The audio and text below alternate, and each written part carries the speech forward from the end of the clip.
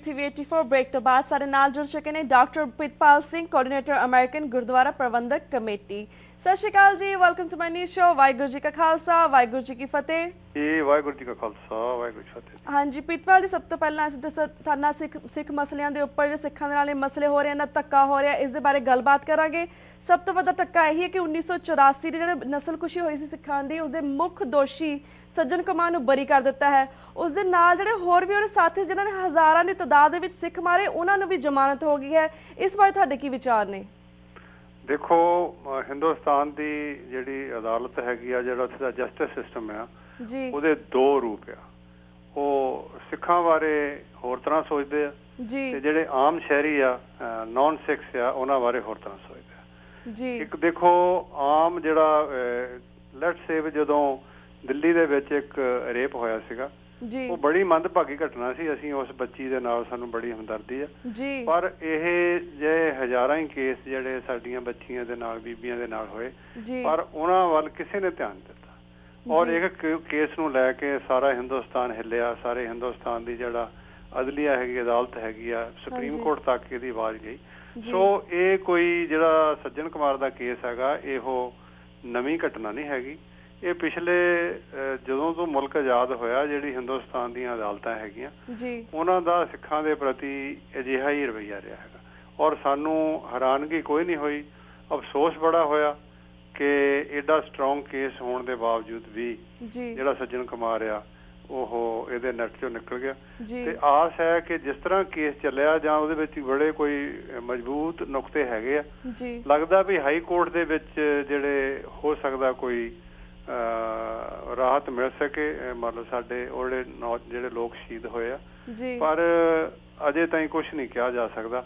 ਪਰ ਮੁੱਕਦੀ ਗੱਲ ਇਹ ਆ ਕਿ ਹਿੰਦੁਸਤਾਨ ਦੇ ਵਿੱਚ ਸਿੱਖਾਂ ਨੂੰ ਇਨਸਾਫ ਦੀ ਕੋਈ ਲੱਗਦਾ ਨਹੀਂ ਕਿਸੇ ਪਾਸੇ, ਕਿਉਂਕਿ ਦੇਖੋ 28-29 ਸਾਲ ਲਗਾਤਾਰ ਹੋ ਗਏ ਇਹਨਾਂ ਕੇਸਾਂ ਨੂੰ ਚੱਲਦਿਆਂ।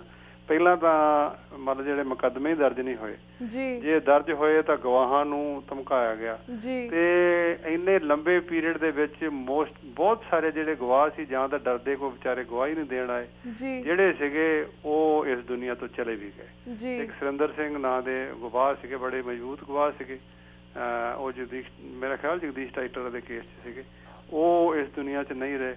ਸੋ ਇਹਨਾਂ ਦਾ ਜਿਹੜਾ ਅਦਾਲਤ ਦਾ ਮਤਲਬ ਵਤੀਰਾ ਆ, ਉਹ ਇਹੀ ਆ ਵੀ ਕੇਸਾਂ ਨੂੰ ਇੰਨਾ ਕੁ ਲੰਬਾ ਕਰ ਦਿੱਤਾ ਜਾਵੇ ਤਾਂ ਕਿ ਜਿਹੜੇ ਹੈਗੇ ਮਦਈ ਆ, ਜਿਹੜੇ ਕੇਸ ਲੜਨ ਵਾਲੇ ਆ, ਉਹ ਥੱਕ ਟੁੱਟ ਕੇ ਪਿੱਛੇ ਹੋ ਜਾਣ, ਤੇ ਜਿਹੜੀਆਂ ਗਵਾਹੀਆਂ ਆ ਉਹਨਾਂ ਦੀ ਕੋਈ ਸੂਰਤ ਨਾ ਰਵੇ। ਮੁੱਕਦੀ ਗੱਲ ਇਹ ਆ ਕਿ ਹਿੰਦੁਸਤਾਨ ਦੀ ਜਿਹੜੀ ਅਦਾਲਤ ਦਾ ਸਿਸਟਮ ਆ, ਉਹ ਉੱਥੋਂ ਸਾਨੂੰ ਇਨਸਾਫ ਮਿਲਣ ਦੀ ਕੋਈ ਆਸ ਨਹੀਂ। ਬਿਲਕੁਲ ਜੀ। ਤੇ ਵੀਰ ਜੀ, ਜਿਸ ਤਰ੍ਹਾਂ ਜਾਣੇ ਇਸ ਪੂਰੇ ਕੇਸ ਦੀ ਮੁੱਖ ਗਵਾਹ ਜਿਹੜੀ ਬੀਬੀ ਨਿਰਪ੍ਰੀਤ ਕੌਰ ਸੀਗੀ, ਉਹਨਾਂ ਨੇ ਵਰਤ ਰੱਖਿਆ ਸੀ, ਭੁੱਖ ਹੜਤਾਲ ਕੀਤੀ ਹੋਈ ਸੀ, ਜਿਹੜੀ 5 ਦਿਨ ਤੋਂ ਵੀ ਜ਼ਿਆਦਾ ਵੱਧ ਰਹੀ ਸੀਗੀ। ਪਰ ਫਿਰ ਪ੍ਰਕਾਸ਼ ਸਿੰਘ ਬਾਦਲ ਦੀ ਸਰਕਾਰ ਨੇ ਆ ਕੇ, ਤੇ ਫਿਰ ਬਾਕੀ ਹੋਰ ਲੀਡਰਾਂ ਨੇ ਆ ਕੇ, ਤੇ ਅਕਾਲ ਤਖਤ ਦੇ ਜਥੇਦਾਰ ਨੇ ਆ ਕੇ ਇਹਨਾਂ ਦਾ ਵਰਤ ਤੁੜਵਾ ਦਿੱਤਾ। ਧਮਕੀਆਂ ਤਾਂ ਨਹੀਂ ਦਿੱਤੀਆਂ, ਪਰ ਦਿਲਾਸਾ ਦੇ ਕੇ ਇਹਨਾਂ ਨੂੰ ਜੂਸ ਪਿਲਾ ਕੇ ਵਰਤ ਤੁੜਵਾ ਦਿੱਤਾ। ਇਸ ਬਾਰੇ ਤੁਹਾਡੇ ਕੀ ਕਹਿਣਾ ਚਾਹੁੰਦੇ ਹੋ? ਦੇਖੋ, ਇਹ ਇੱਕ ਬੜੀ ਮਤਲਬ ਸ਼ਰਮ ਆਉਂਦੀ ਹੈ ਗੱਲ ਪੜ੍ਹ ਕੇ ਕਿ ਇੱਕ ਜਿਹੜਾ ਇੱਕ ਨਾ ਉਹਦੇ ਤੇ ਮੂਵਮੈਂਟ ਬਣਨੀ ਸ਼ੁਰੂ ਹੋ ਗਈ ਸੀ ਨਿਰਪ੍ਰੀਤ ਕੌਰ ਦੇ। ਵਿਚਾਰੀ ਦੇਖੋ, ਆਪ ਇਹਨਾਂ ਨੂੰ ਸਫ਼ਰ ਕੀਤਾ, ਉਹ ਚਸ਼ਮਦੀਦ ਗਵਾਹ ਆ ਸਾਰੇ ਕੇਸ ਜੀ। ਬਿਲਕੁਲ। ਤੇ ਜਦੋਂ ਕੋਈ ਅਦਾਲਤ ਕੋਈ ਫੈਸਲਾ ਨਹੀਂ ਦਿੰਦੀ, ਕਿਸੇ ਪਾਸੇ ਗੱਲ ਨਹੀਂ ਤੁਰਦੀ, ਕੁਦਰਤੀ ਗੱਲ ਆ, ਇਹ ਆਪਾਂ ਸਾਰੇ ਇਨਸਾਨ ਆ, ਤੇ ਅਸੀਂ ਤਾਂ ਉਸ ਪਰਿਵਾਰ ਦੇ ਹੀ, ਸਾਡੇ ਪਰਿਵਾਰ ਦੀ ਉਹ ਬੱਚੀ ਮੈਂਬਰ ਆ ਜਿਸ ਪਰਿਵਾਰ ਦੇ ਨਾਲ ਇੰਨਾ ਕੁਛ ਹੋਇਆ। ਪਰ ਜਿਹੜਾ ਉਹਦਾ ਵਰਤ ਤੁੜਾਇਆ ਗਿਆ, ਇਹ ਬੜੀ ਮਤਲਬ ਇਹ ਮਤਲਬ ਮੈਂ ਕਹੂੰਗਾ ਲੀਡਰਸ਼ਿਪ ਵਾਸਤੇ ਇਹ ਸ਼ਰਮਨਾਇਕ ਗੱਲ ਆ।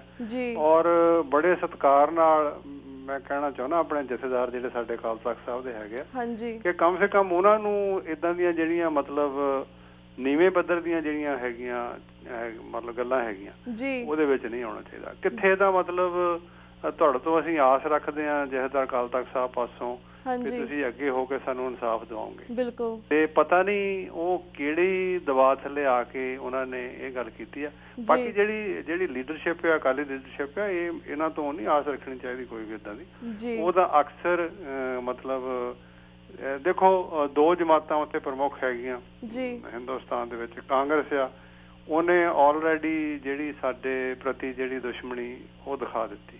ਬਿਲਕੁਲ। ਤੇ ਜਿਹੜੀ ਬੀਜੇਪੀ ਆ, ਜਨਸੰਘ ਆ ਜਿਹੜੀ, ਇਹ ਉਹਨਾਂ ਤੋਂ ਵੀ ਅੱਗੇ ਜੀ, ਇਹਨਾਂ ਨੇ ਵੀ ਕਿਸੇ ਵੇਲੇ ਕਦੀ ਕੋਈ ਇਸ ਗੱਲ ਦੀ ਕਸਰ ਨਹੀਂ ਛੱਡੀ।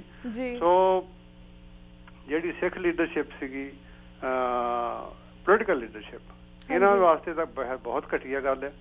ਤੇ ਖਾਸ ਕਰਕੇ ਅਸੀਂ ਤਾਂ ਹਮੇਸ਼ਾ ਬੇਨਤੀ ਕਰ ਸਕਦੇ ਹਾਂ, ਸਾਡੇ ਉਹ ਬੜੇ ਸਰਬਰਾਹ ਨੇ ਅਕਾਲ ਤਖ਼ਤ ਸਾਹਿਬ ਦੇ ਜਿਹੜੇ ਜਥੇਦਾਰ ਆ, ਅਸੀਂ ਕੋਈ ਲਫ਼ਜ਼ ਇੱਦਾਂ ਦਾ ਤਾਂ ਨਹੀਂ ਬੋਲ ਸਕਦੇ, ਪਰ ਬੜਾ ਅਫਸੋਸ ਹੋਇਆ ਇਸ ਘਟਨਾ ਤੋਂ ਬਾਅਦ ਕਿ ਜਥੇਦਾਰ ਸਾਹਿਬ ਨੇ ਵਰਤ ਤੜਾ ਕੇ ਕੋਈ ਉੱਥੇ ਗੱਲ ਕਰਦੇ ਜੀ ਭਈ ਅਸੀਂ ਆਹ ਗੱਲ ਕਰਾਂਗੇ ਤੇ ਕੁਝ ਵੀ ਨਹੀਂ ਹੋਇਆ। ਮਤਲਬ ਦੇਖੋ, ਪਿਛਲੇ ਸਾਲ ਇੱਕ ਨੌਜਵਾਨ ਗੁਰਦਾਸਪੁਰ ਦੇ ਵਿੱਚ ਵਿਚਾਰਾ ਆਪਣੇ ਘਰ ਦਾ ਇਕੱਲਾ ਬੱਚਾ ਸੀ, ਮਾਪਿਆਂ ਨੂੰ ਵੀ ਉਹਨਾਂ ਤੇ ਕਿੰਨੀ ਆਸ ਹੋਏਗੀ, ਉਹ ਸ਼ਹੀਦ ਹੋ ਗਿਆ। ਉੱਥੇ ਇਹਨਾਂ ਨੇ ਕਿਹਾ ਵੀ ਸਾਲ ਦੇ ਵਿੱਚ ਮੈਂ ਆਹ ਕੁਛ ਕਰੂੰਗਾ, ਪਰ ਦੇਖੋ ਸਾਡੇ ਸਾਰਿਆਂ ਦੇ ਸਾਹਮਣੇ ਆ ਕੁਛ ਵੀ ਨਹੀਂ ਹੋਇਆ।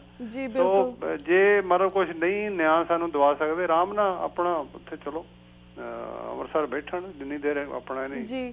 ਜਿਸ ਤਰ੍ਹਾਂ ਜਸਪਾਲ ਸਿੰਘ ਦੀ ਗੱਲ ਕੀਤੀ, ਇਦਾਂ ਨਾ ਕਰ ਜੀ, ਜਿਸ ਤਰ੍ਹਾਂ ਵੀਰ ਜੀ ਤੁਸੀਂ ਜਸਪਾਲ ਸਿੰਘ ਦੀ ਗੱਲ ਕੀਤੀ, ਉਹਨਾਂ ਦੀ ਪਿਕਚਰ ਤਾਂ ਫਿਰ ਵੀ ਇਹਨਾਂ ਨੇ ਕਿਹਾ ਸੀ ਕਿ ਅਸੀਂ ਹਰਿਮੰਦਰ ਸਾਹਿਬ ਦਾ ਜਿਹੜਾ ਮਿਊਜ਼ੀਅਮ ਉਸ ਦੇ ਵਿੱਚ ਲਗਾ ਦਾਂਗੇ, ਪਰ ਜਿਹੜੇ ਸਾਡੇ ਸ਼ਹੀਦ ਸੰਤ ਬਾਬਾ ਜਰਨੈਲ ਸਿੰਘ ਜੀ ਭਿੰਡਰਾਂਵਾਲੇ ਸੀ, ਉਹਨਾਂ ਦੀ ਜਿਹੜੀ ਯਾਦਗਾਰ ਬਣਾਈ ਗਈ ਪਰਿਕਰਮਾ ਦੇ ਵਿੱਚ, ਉਹਨਾਂ ਨੂੰ ਹਟਾਉਣ ਦੀ ਕੋਸ਼ਿਸ਼ ਕੀਤੀ ਜਾ ਰਹੀ ਹੈ। ਇਸ ਬਾਰੇ ਤੁਹਾਡੇ ਕੀ ਵਿਚਾਰ ਨੇ? ਦੇਖੋ, ਜਿਹੜੀ ਯਾਦਗਾਰ ਬਣੀ ਆ ਜੀ, ਇਹ ਬਹੁਤ ਚੰਗਾ ਕਦਮ ਹੈ, ਬਹੁਤ ਵਧੀਆ ਗੱਲ ਹੋਈ। ਹਾਂਜੀ, ਕਿਉਂਕਿ ਸਿੱਖਾਂ ਨੇ ਕਦੀ ਵੀ, ਦੇਖੋ ਮੁਗਲ ਪੀਰੀਅਡ ਵਿੱਚ ਵੀ, ਉਹਦੇ ਬਾਅਦ ਵਿੱਚ ਵੀ ਸਿੱਖਾਂ ਨੇ ਕਦੀ ਆਪਣੀ ਪੈੜ ਨਹੀਂ ਛੱਡੀ ਹੈ। ਬਿਲਕੁਲ, ਹਮੇਸ਼ਾ ਕਿਤੇ ਨਾ ਕਿਤੇ ਨਿਸ਼ਾਨ ਰੱਖੇ ਆ, ਔਰ ਜਦੋਂ ਮੌਕਾ ਮਿਲਿਆ ਇਹਨਾਂ ਨੇ ਆਪਣੀਆਂ ਯਾਦਗਾਰਾਂ ਜਿਹੜੀਆਂ ਖੜੀਆਂ ਕੀਤੀਆਂ। ਤੇ ਜੇ ਕੋਈ ਇਹ ਦਲੀਲ ਦਵੇ, ਪਰ ਦੇਖੋ ਨਨਕਾਣਾ ਸਾਹਿਬ ਦੇ ਗੁਰਦੁਆਰੇ ਦੇ ਵਿੱਚ ਸ਼ਹੀਦ ਦਲੀਪ ਸਿੰਘ ਦੀ ਯਾਦਗਾਰ ਆ, ਦਰਬਾਰ ਸਾਹਿਬ ਦੇ ਵਿੱਚ ਬਾਬਾ ਦੀਪ ਸਿੰਘ ਦੀ, ਹੋਰ ਕਈ ਅਜਿਹੀਆਂ ਯਾਦਗਾਰਾਂ ਹੈਗੀਆਂ ਜਿਹੜੀਆਂ ਸ਼ਹੀਦਾਂ ਦੇ ਨਾਂ ਦੇ ਗੁਰਦੁਆਰਿਆਂ ਦੇ ਵਿੱਚ ਆ। ਇਹ ਜਿਹੜੀ ਸ਼ਹੀਦ ਜਿਹੜੇ ਨੇ ਸਾਡੀ ਕੌਮ ਦਾ ਅਣਮੁੱਲਾ ਸਰਮਾਇਆ, ਇਹਦਾ ਕੋਈ ਕੀਮਤ ਨਹੀਂ ਹੈਗੀ। ਤੇ ਇਹ ਜਿਨ੍ਹਾਂ ਲੋਕਾਂ ਨੇ, ਜਿਸ ਜਥੇਬੰਦੀਆਂ ਨੇ ਰਲ ਕੇ ਇਹ ਜਿਹੜੀ ਯਾਦਗਾਰ ਉਸਾਰੀ ਆ, ਉਹ ਵਧਾਈ ਦੇ ਪਾਤਰ ਆ। ਦੂਸਰੀ ਰਹੀ ਗੱਲ ਜਿਹੜੀ ਉਹ ਤੋਂ ਯਾਦਗਾਰ ਤੋਂ ਪੱਥਰ ਹਟਾਉਣ ਦੀ ਗੱਲ, ਇਹ ਇਹਨਾਂ ਦੀ ਜਿਹੜੀ ਪੋਲੀਟੀਕਲ ਲੀਡਰਸ਼ਿਪ ਆ, ਉਹਨਾਂ ਨੂੰ ਮਤਲਬ ਇਹ ਬੜੀ ਸ਼ਰਮਨਾਕ ਗੱਲ ਹੈ ਇਹਨਾਂ ਵਾਸਤੇ।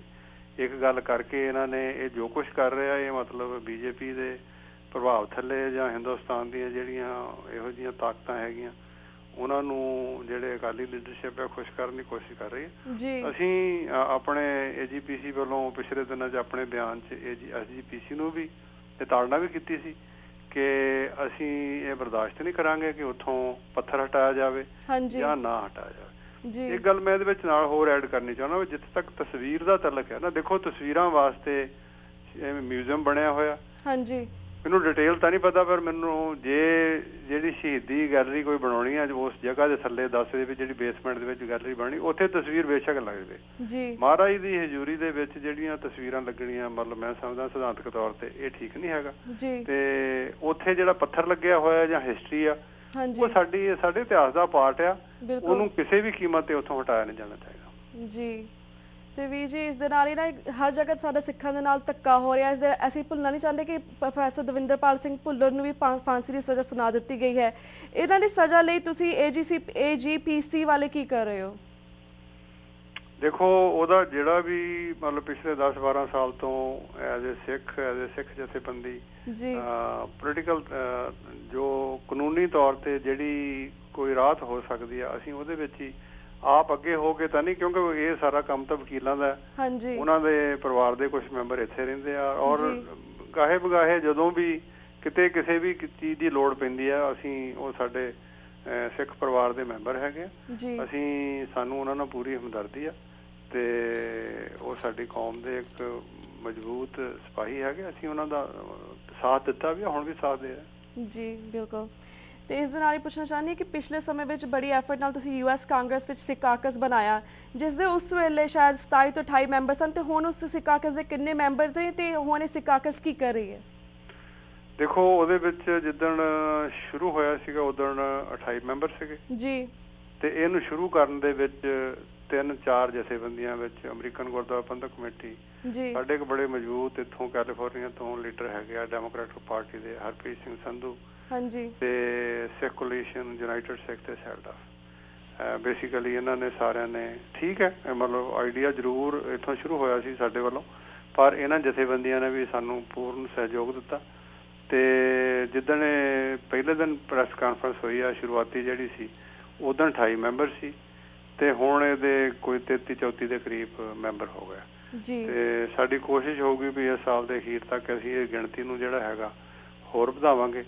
ਤੇ ਇਹਦੇ ਸ਼ੁਰੂ ਹੁੰਦਿਆਂ ਸਾਰ ਹੀ ਉਹਨਾਂ ਨੇ ਜਿਹੜਾ ਤੁਹਾਨੂੰ ਯਾਦ ਹੋਏਗਾ ਇੱਥੇ ਫਰਿਜ਼ਨੋ ਦੇ ਏਰੀਏ ਵਿੱਚ ਇੱਕ ਕੇਸ ਹੋਇਆ ਸੀਗਾ, ਇੱਕ ਬਜ਼ੁਰਗਾਂ ਨੂੰ ਉਹਨਾਂ ਨੇ ਕਿਸੇ ਨੇ ਰੇਸਿਸਟ ਬੰਦੇ ਨੇ ਸੱਟਾਂ ਲਾਈਆਂ, ਤੇ ਉਸ ਕੇਸ ਦੀ ਬਣਾ ਤੇ ਉਹਦੇ ਤੋਂ ਫਿਰ ਅਗਵਾਈ ਲੈ ਕੇ ਉਹਨਾਂ ਨੇ FBI ਨੂੰ ਤੇ ਜਿਹੜੀਆਂ ਦੂਸਰੀਆਂ ਇਸ ਤਰ੍ਹਾਂ ਦੀਆਂ ਜਿਹੜੀਆਂ ਪ੍ਰੋਗਰਾਮ ਬਣਾਉਣ ਵਾਲੀਆਂ ਜਥੇਬੰਦੀਆਂ ਹੈਗੀਆਂ ਉਹਨਾਂ ਨੂੰ ਅਪੀਲ ਕੀਤੀ ਆ ਕਿ ਜਿਹੜਾ ਸਿੱਖਾਂ ਦੇ ਵਾਸਤੇ ਜਿਹੜਾ ਹੇਟ ਕ੍ਰਾਈਮ ਵਾਸਤੇ ਇੱਕ ਜੁਦਾ ਖਾਤਾ ਖੋਲ੍ਹਿਆ ਜਾਵੇ ਔਰ ਇਹਨੂੰ ਸੀਰੀਅਸਲੀ ਲਿਆ ਜਾਵੇ।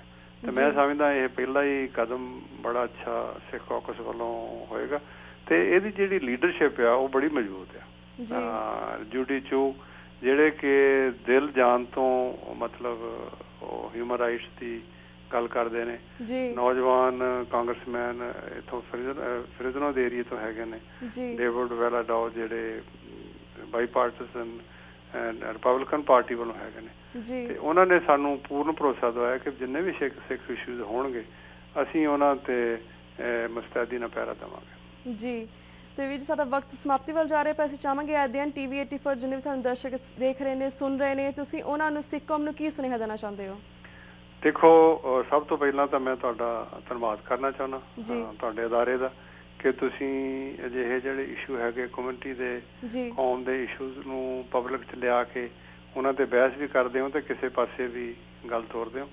ਤੇ ਜਿਹੜੀ ਆਪਣਾ ਸਿੱਖ ਕੌਮ ਆ ਉਹਨਾਂ ਨੂੰ ਆਦੇਸ਼ ਤਾਂ ਨਹੀਂ, ਮੈਂ ਤਾਂ ਬੇਨਤੀ ਕਰ ਸਕਦਾ ਇੱਕ ਨਿਮਾਣੇ ਸਿੱਖ ਦੇ ਤੌਰ ਤੇ ਕਿ ਗੁਰੂ ਮਹਾਰਾਜ ਦਾ ਜਿਹੜਾ ਚਲਾਇਆ ਹੋਇਆ ਪੰਥ ਆ ਇਹਦੇ ਵਿੱਚ ਇਹਦੀਆਂ ਕਦਰਾਂ ਕੀਮਤਾਂ ਨੂੰ ਰੱਖਦੇ ਹੋਏ, ਸਤਿਗੁਰੂ ਦੇ ਪਾਤਸ਼ਾਹ ਦੇ ਹੁਕਮ ਤੇ ਪਹਿਰਾ ਦਿੰਦੇ ਹੋਏ, ਉਹਨਾਂ ਵੈਲਿਊਜ਼ ਨੂੰ ਕਾਇਮ ਕਰਦੇ ਹੋਏ ਆਪ ਸਿੰਘ ਸਜੋ ਅਤੇ ਆਪਣੇ ਪਰਿਵਾਰਾਂ ਨੂੰ ਸਿੱਖੀ ਵੱਲ ਮੋੜੋ। ਜੀ ਬਿਲਕੁਲ। ਤੇ ਵੀਰ ਜੀ, ਇਸ ਦੌਰਾਨ ਮੈਂ ਤੁਹਾਡੇ ਇਜਾਜ਼ਤ ਲੈਣੀ ਹੈ, ਤੁਹਾਡਾ ਬਹੁਤ ਬਹੁਤ ਸ਼ੁਕਰੀਆ ਤੇ ਸਾਰੇ ਸਿੱਖ ਸੰਗਤਾਂ ਦੇ ਰੂਬਰੂ ਹੋਇਆ। ਨੈਕਸਟ ਟਾਈਮ ਤੱਕ ਫਿਰ ਤੁਹਾਨੂੰ ਹੋਰ ਕੇਸਾਂ ਤੇ ਵੀ ਅਪਡੇਟਸ ਲਵਾਂਗੇ। ਤਦ ਤੱਕ ਲਈ ਸਤਿ ਸ਼੍ਰੀ ਅਕਾਲ। ਵਾਹਿਗੁਰੂ ਜੀ ਕਾ ਖਾਲਸਾ, ਵਾਹਿਗੁਰੂ ਜੀ ਕੀ ਫਤਿਹ।